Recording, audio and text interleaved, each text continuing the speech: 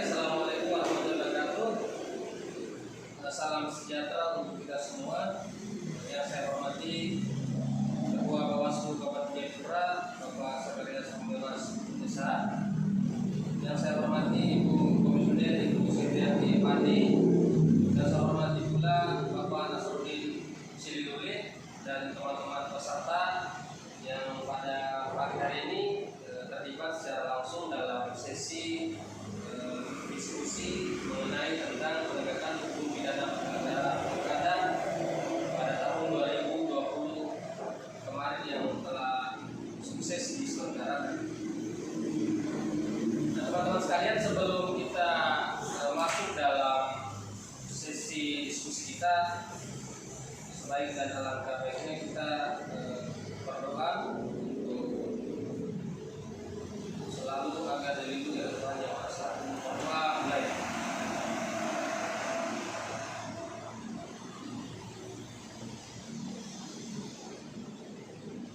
Berdoa selesai. Baiklah teman-teman peserta, Bapak Ibu Komisioner dan juga para peserta di ruang FB dan juga Instagram, YouTube Bawaslu Kabupaten Jayapura.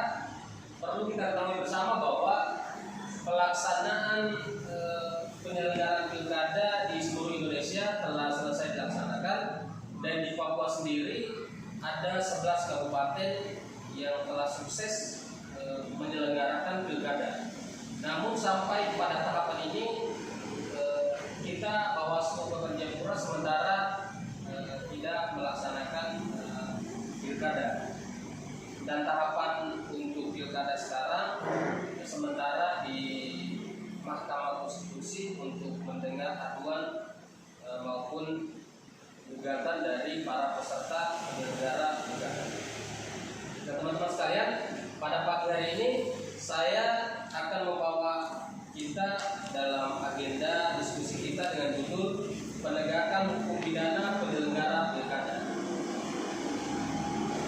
Nah, teman-teman dan peserta diskusi kita pada siang hari ini, sebelum kita melangkah lebih jauh, saya akan mencoba memberikan pengertian daripada penegakan hukum itu sendiri. Nah, secara garis besar, secara epistemologi, penegakan hukum pidana sendiri yaitu proses dilakukannya upaya untuk ditegakkannya atau berfungsinya norma-norma hukum yang tertulis yang berlaku untuk seluruh masyarakat. Jadi secara garis besar penegakan hukum itu yaitu pelaksanaan daripada undang-undang yang sudah diatur dalam undang-undang untuk segera dieksekusi. Nah, teman-teman sekalian, penegakan hukum pidana tersendiri dibagi atas dua, yaitu dalam bahasa asli Sentani dibilang in abstracto, yang artinya kebijakan formulasi, dan yang kedua yaitu penegak in concreto, yang artinya kebijakan aplikasi dan eksekusi.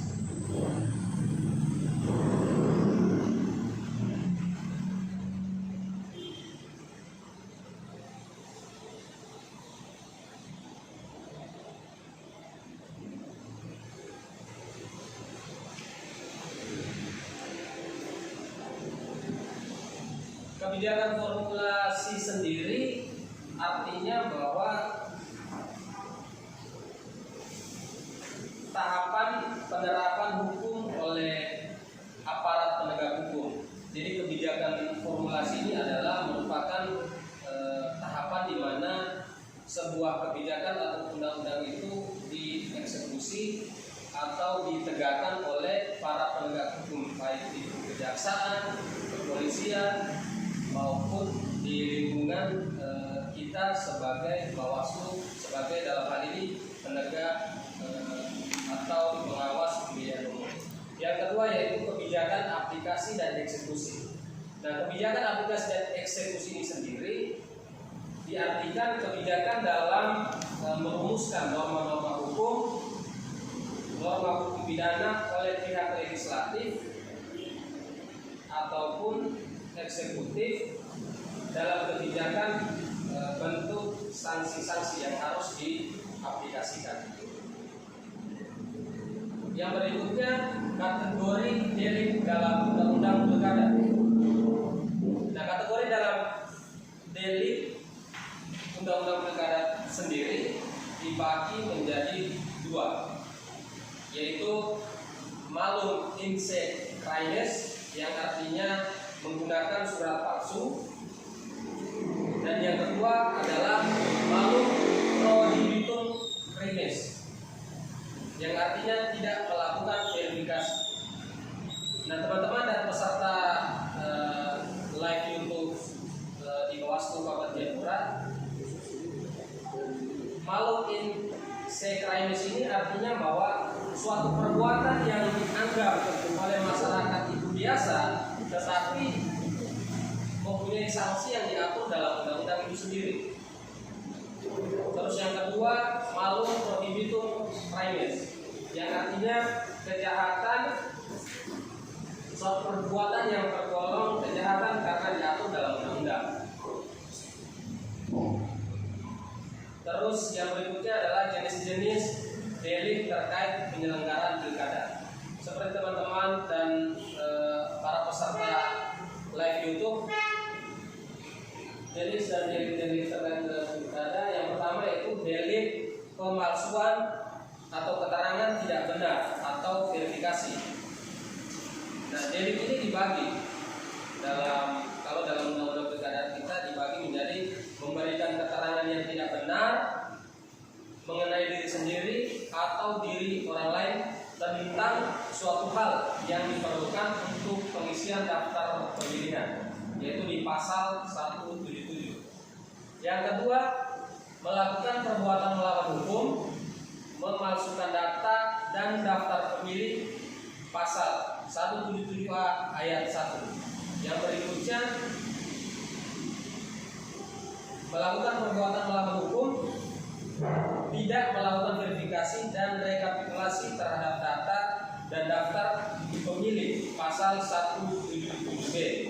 Yang berikutnya adalah memberikan keterangan tidak benar, mengubah, merusak, menghilangkan hasil pemungutan dan atau hasil penghitungan suara, pasal 178E ayat 1.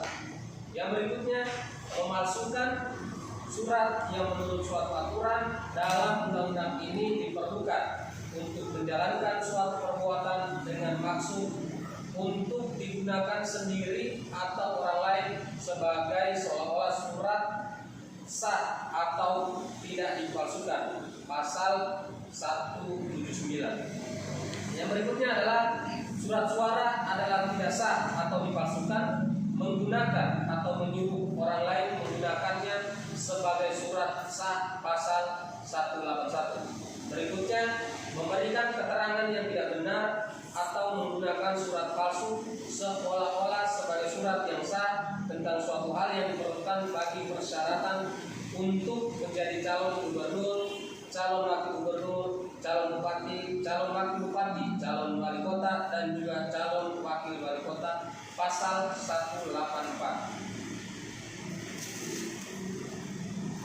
Yang berikutnya, memberikan keterangan yang tidak benar atau menggunakan identitas diri palsu untuk mendukung pasangan calon perseorangan menjadi calon gubernur dan calon wakil gubernur, calon bupati dan calon wakil bupati, dan calon wali kota dan calon wakil wali kota, pasal 185. Yang berikutnya, memasukkan daftar dukungan terhadap calon perseorangan, pasal 185A ayat 1. Yang berikutnya, melakukan perbuatan melawan hukum, tidak melakukan verifikasi dan rekapitulasi terhadap dukungan calon perseorangan, pasal 185B. Yang berikutnya, memalsukan daftar dukungan terhadap calon perseorangan, pasal 186 ayat 1. Yang berikutnya, tidak melakukan verifikasi dan rekapitulasi terhadap calon perseorangan, pasal 186 ayat 2. Yang berikutnya, memberikan keterangan yang tidak benar dalam laporan dana kampanye, pasal 187 ayat 7. Yang berikutnya, menerima sumbangan dana kampanye dan tidak melaporkan kepada KPU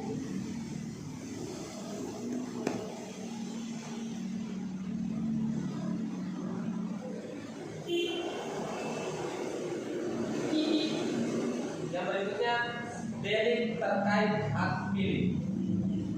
Nah, teman-teman sekalian, kita masuk yang berikut adalah delik terkait hak pilih. Yang pertama, menyebabkan orang lain kehilangan hak pilihnya, pasal 178. Yang kedua, pada waktu pemungutan suara dengan sengaja melakukan perbuatan melawan hukum, mengaku dirinya sebagai orang lain untuk menggunakan hak pilih, pasal 178A.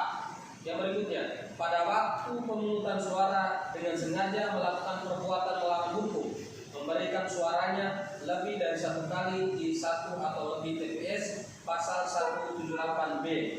Yang berikutnya, tidak berhak memilih yang dengan sengaja pada saat pemungutan suara memberikan suaranya satu kali atau lebih pada satu TPS atau lebih, pasal 178C ayat 1. Berikutnya, menyuruh orang yang tidak berhak memilih memberikan suaranya satu kali atau lebih pada satu TPS atau lebih, pasal 178C ayat 2. Yang berikutnya, melakukan perbuatan melawan hukum, menggagalkan pemungutan suara, pasal 178D.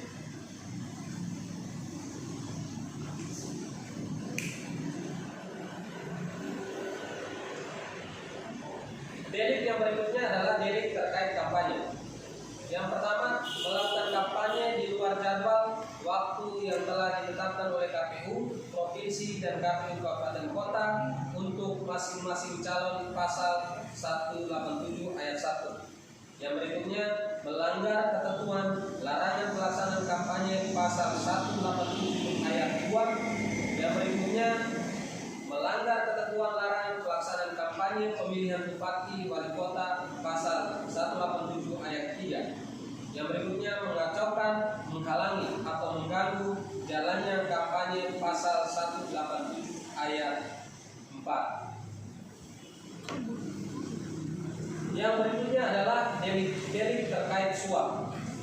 Yang pertama, memberi atau menerima dana kampanye melebihi batas yang ditentukan, pasal 187 ayat 5.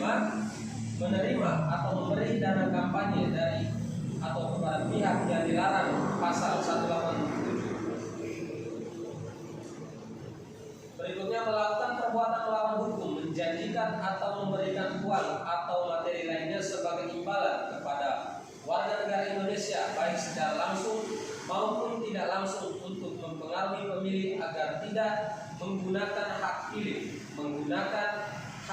dengan cara tertentu sehingga suara menjadi tidak sah, memilih calon tertentu atau tidak memilih calon tertentu. Yang dalam hal ini diatur dalam pasal 187A ayat 1. Yang berikutnya adalah sengaja dan melawan hukum menerima pemberian atau janji terkait pelanggaran, pasal 178A ayat 1, pasal 178A ayat 2. Yang berikutnya adalah anggota partai politik atau anggota gabungan partai politik dengan sengaja melakukan perbuatan melawan hukum, menerima imbalan dalam bentuk apapun pada proses pencalonan gubernur dan wakil gubernur, bupati dan wakil bupati, serta wali kota dan wakil wali kota. Yang berikutnya, delik oleh pejabat dan penyelenggara pilkada, KPU, KPPS, Bawaslu, Panwas.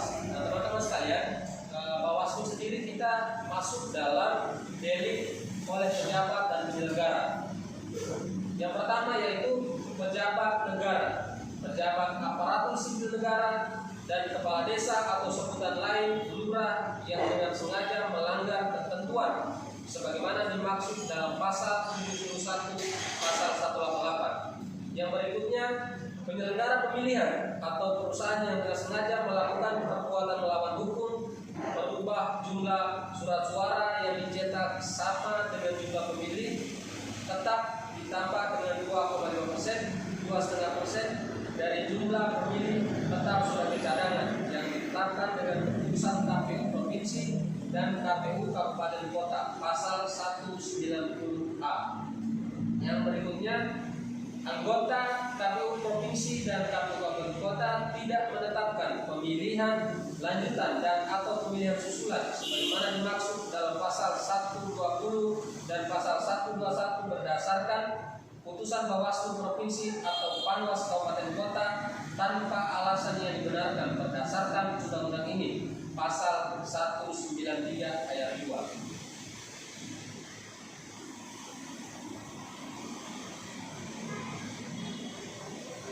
Yang berikutnya adalah ini kita masuk dalam ranahnya ke Bawaslu sampai ke tingkat KPPS. Yang pertama yaitu ketua dan anggota KPPS, ketua dan anggota PBK, ketua dan anggota KPU Kabupaten Kota atau ketua dan anggota KPU Provinsi dengan sengaja melakukan perbuatan melawan hukum tidak membuat dan atau menandatangani berita acara perolehan pasangan calon gubernur dan calon wakil gubernur, pasangan calon bupati dan calon wakil wali kota, serta pasangan calon wali kota dan calon wakil wali kota.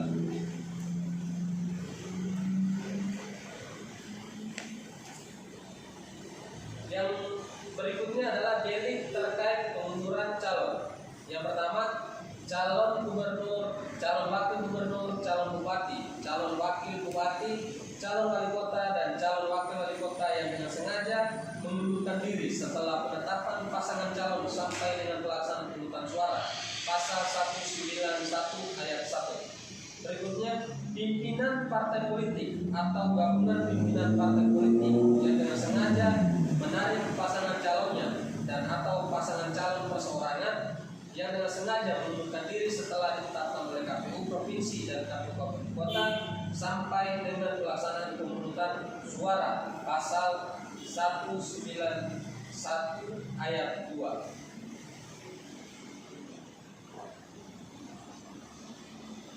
Delik yang berikut yaitu delik yang ditujukan kepada penyelenggara pemilihan dan sistem informasi perhitungan suara. Yang pertama, dengan sengaja melakukan tindak kekerasan atau menghalang-halangi penyelenggara pemilihan dalam melaksanakan tugasnya, pasal 198A.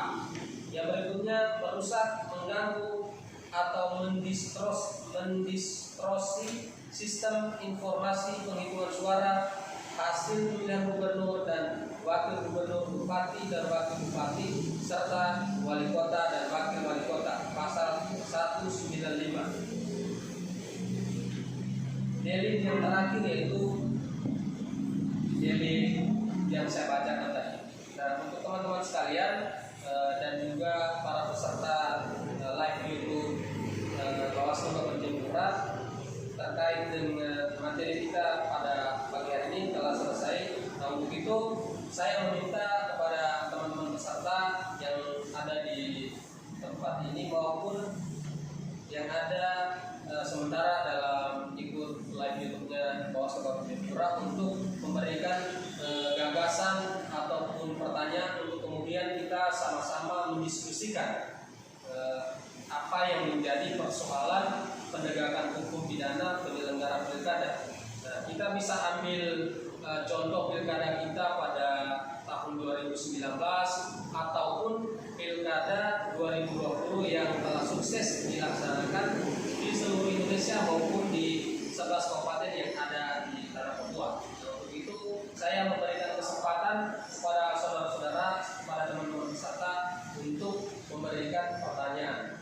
Teman-teman sekalian, berhubung juga kita dibatasi oleh waktu dan juga kesempatan, maka saya buka sesi bertanyanya 3 sesi. Jadi sesi pertama itu dari teman-teman peserta, mungkin 3 orang yang mau bertanya, saya persilakan, dan juga saya akan memantau di live YouTube-nya Bawaslu Kabupaten Jayapura.